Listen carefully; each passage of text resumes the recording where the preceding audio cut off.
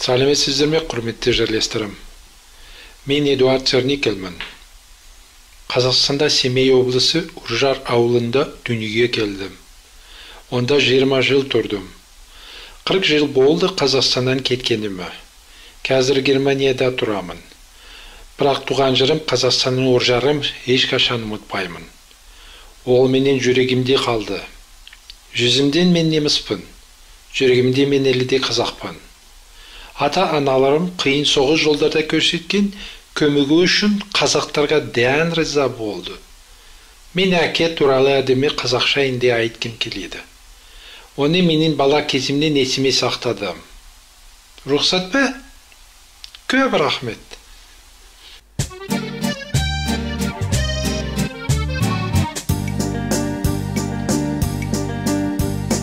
Жас едім, өмір еркен ойламаған, күн ертең не боларын ойламаған, шарықтап кетсем дағы қанат қағып,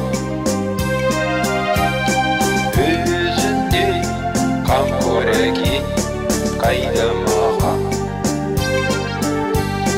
Шарықтап кетсем дағы қанат қағып, өзіңдей қамқор әке қайда маған. Жан әке шертіп сезім домбырасын, кеудемді қуанышқа толтырасын.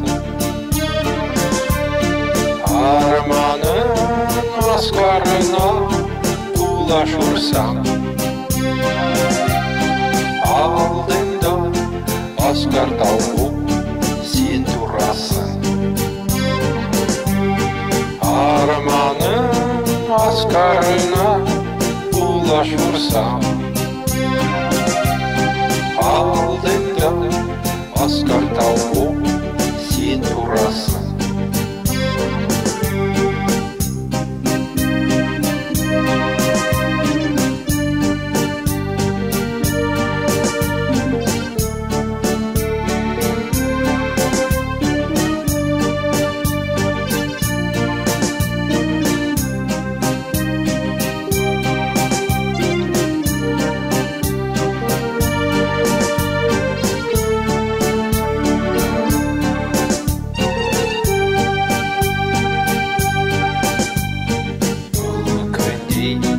Мен өзінің арнасымын,